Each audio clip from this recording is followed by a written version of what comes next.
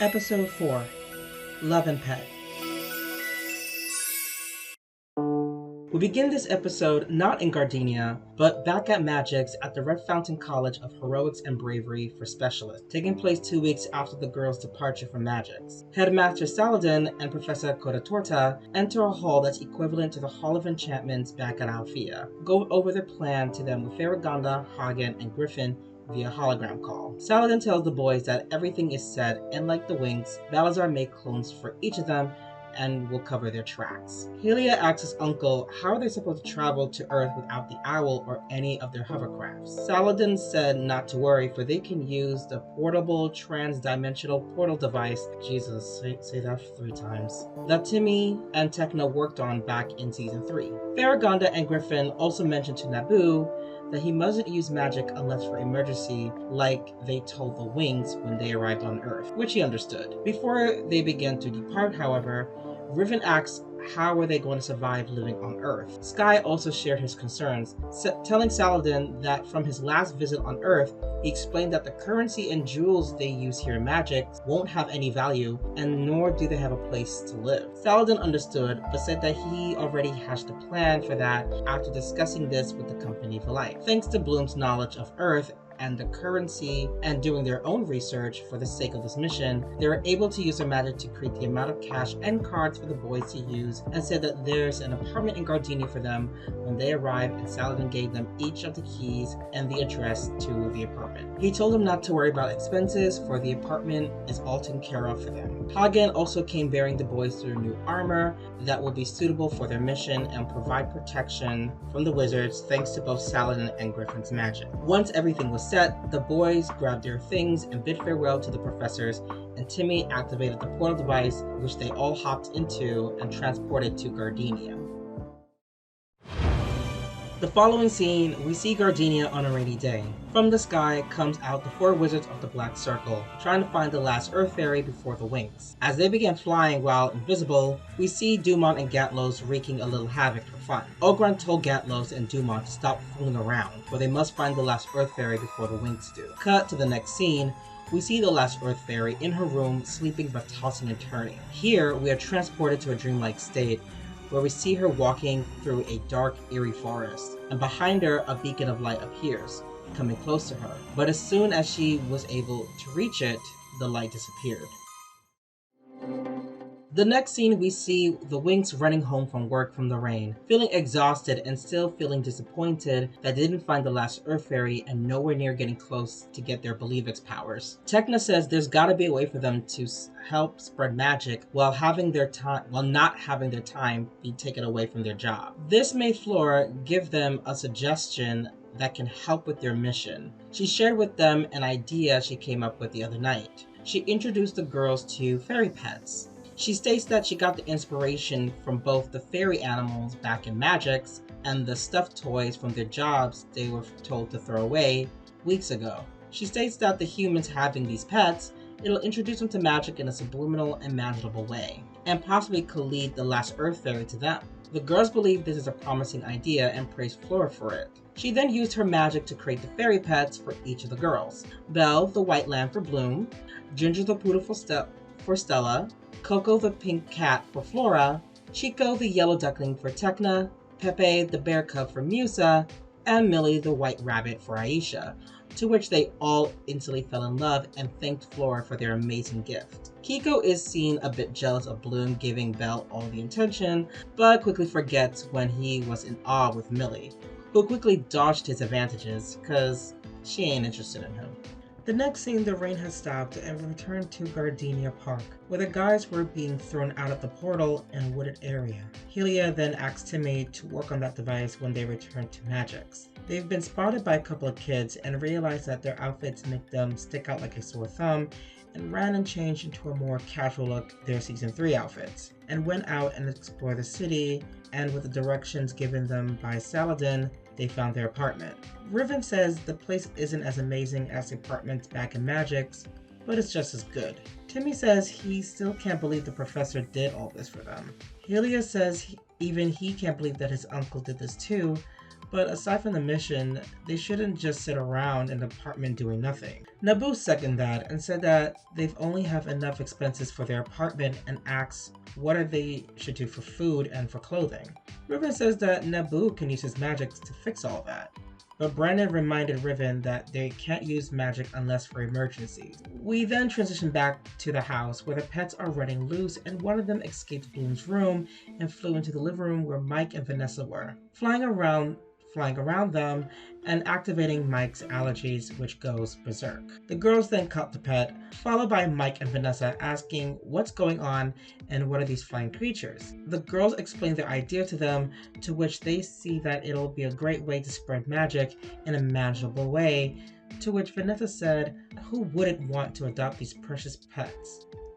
To which Mike responded, "None of my allergies have anything to say about it," while constantly sneezing. Vanessa gave them the idea of opening a pet shop for their pets, as well as having the girls have an opportunity to run their own business, which the girls were seen loving the idea, but they don't know where to start. Vanessa says she will help them find a loft for them for their new store. After a few weeks of constant searching, they finally found a loft that's big enough to open their new store and a very spaced out apartment for the girls to live in above. Both Vanessa and the girls agreed and they took the loft. 2 weeks have passed since the girls obtained the loft, and we see them working on their last day at the toy factory. After the shift has ended, the girls went and wanted to thank Mr. Rooney for all he has done and his belief in them when nobody else did. They do apologize for this, but Mr. Rooney said there's nothing to apologize. He was very grateful of hearing the news that they opened their shop. He knew that they had potential and is very proud that they found it. He told them if there's any assistance or they need any help, his door is always available to him. He congratulated the girls and wished them luck on their next journey. And the girls were happy and they all gave him a hug, and after that they'd soon go home to prep for their new life in their pet shop. Now that the girls have gotten their loft and to open their shop, they're figuring out what their new roles will be in their new shop. Aisha came up with the idea that each should use their respective talents as their specialty. Bloom could use her artistic abilities to create how the shop will look visually. Stella can design outfits for the pets as well as grooming them. Flora using her knowledgement of herbology to create tasty treats and medicinal herbs. Music using her abilities as a musician to help the pets learn to sing and dance. Techna can operate the shop's website and app, and she can operate a gym for the pets to exercise and be actively healthy. By using their talents to operate, they can really get the shop to be an instant hit. The next scene, we have a montage with the girls along with Mike and Vanessa putting the shop together. Afterwards, they voted on who will operate at the front desk, to which they voted that Bloom should do it. She has more experience living with humans than any of them, and she has a bit more acknowledgement of running a small business, given that she helps her mom out at her local flora shop, and Vanessa giving her a few pointers. Vanessa advised that the girls should also learn the basic concepts of running a store in case if Bloom is sick or out on a mission. They can take care and operate, and says she will teach them. Before they were about to open the store, Stella gave the girls their uniforms that she designed herself, which they instantly loved. Outside their window, Aisha noticed a girl with her dog looking into the store to see what's inside, and spotted one of the pets and gazed at them in awe. The girls looked very pleased to see someone taking an interest in one of their pets, but Stella rudely told her that the shop wasn't open and pulled the curtains. The girl was upset about it, but before she left, she noticed the same pet snuck underneath the curtains to see her and looked very happy.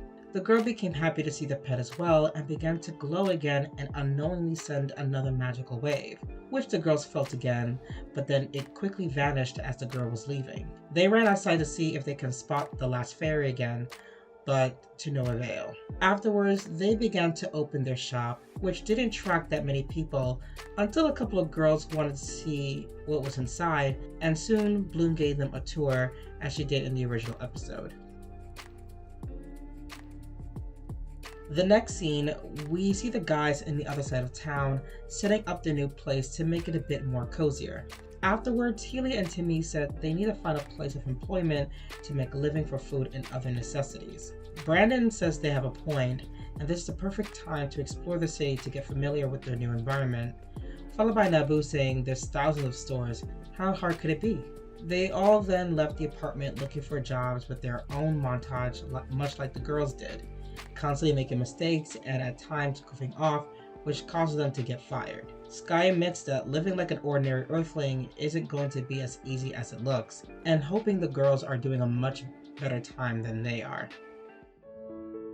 We transfer back to Love and Pet, where the shop is still empty after the tour Bloom gave the girls. The Winx look disappointed because they thought their shop would be booming right now and couldn't figure out what went wrong. Bloom explains to them that humans are stubborn and fickle people. When it comes to something that's new, they're a bit hesitant to try it out and say these things take time. Suddenly, a guy walked into the store and called out to Bloom, saying it's been a while. Bloom is seen rubbing her eyes, for she couldn't believe that she almost didn't recognize the guy. We then learn his name is Andy, who is delighted to see her again. This got the girls, especially Stella, to be curious about Bloom's relationship with this Andy person. Bloom, looking a tad annoyed, revealed that Andy is her ex-boyfriend from middle school, and the girls began teasing her about it, which annoyed Bloom even further. They began to talk a bit, catching up with what they've been up to. Andy explained to her that he finally started a band with his friends, which Bloom is excited to hear, for she always pushed him to follow his dreams, for he's very talented.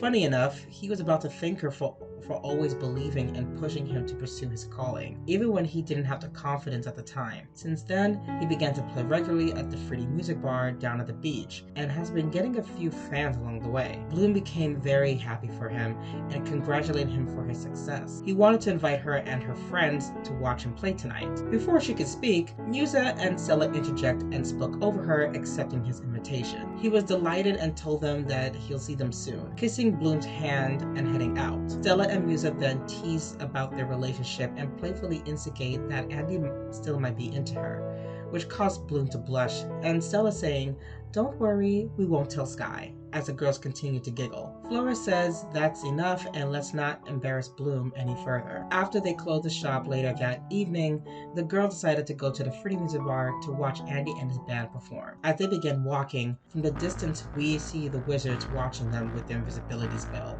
following them. We zoom towards in the Fruity Music Bar, where we see the girls watching Andy and his friends, Rio and Mark's performance, and are amazed by them.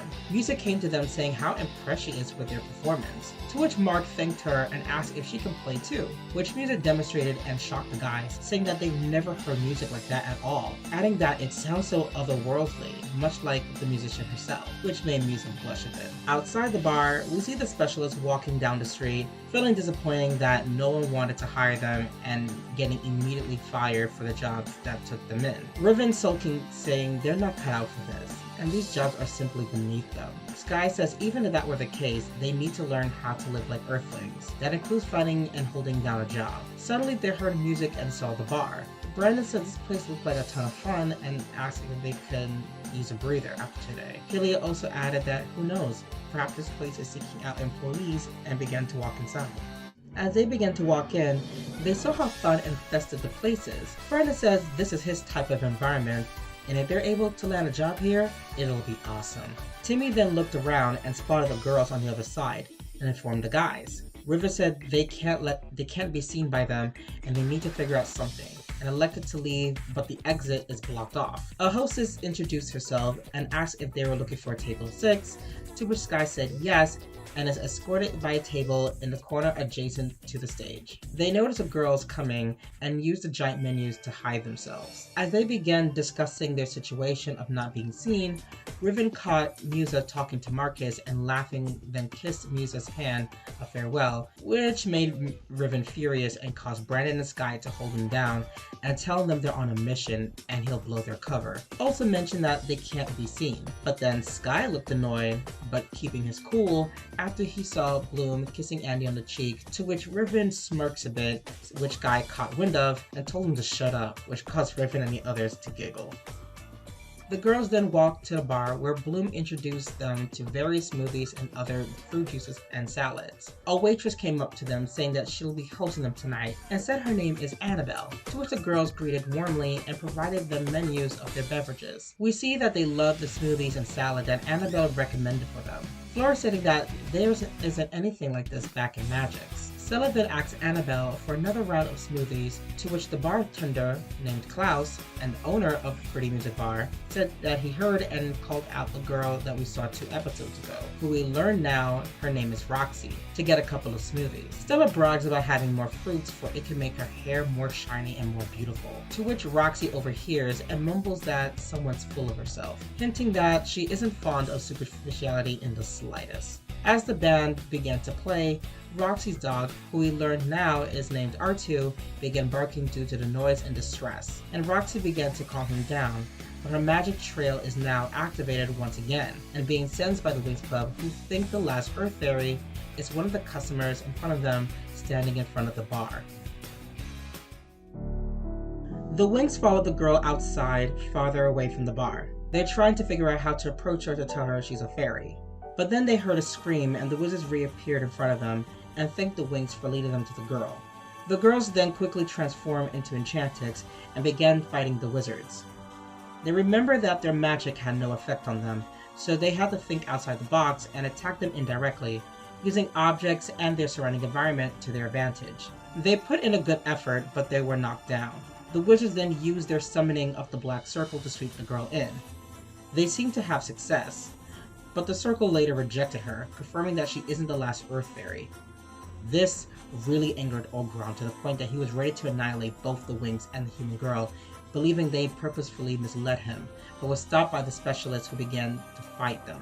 The battle, unfortunately, was in the wizards' favor, until Oberon stopped them and saying they're wasting their time and must retreat for now. Afterwards, the Winx transforms, but noticed a human woman looked terrified of what she saw. Flora then used her powers to erase the girl's memories of what happened prior to the wizards showing up, while the girl simultaneously reconstructed the parking lot to its former state.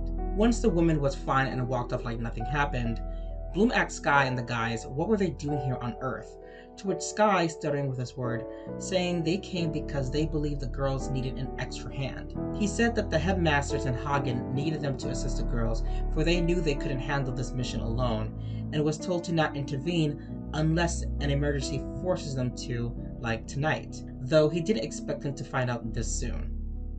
This, of course, annoyed the girls, feeling that the professors did not trust them to handle this mission by themselves. Riven pointed out that had they not intervened, they would have been killed by now. These guys are no joke, and like it or not, they need them like they've always have and reminded them of that. But the girls right now are just too upset and says it's best they go home. Sky says they can walk them, but the girls insist on going home alone while needing to clear their heads. They soon parted ways in silence, ending this episode.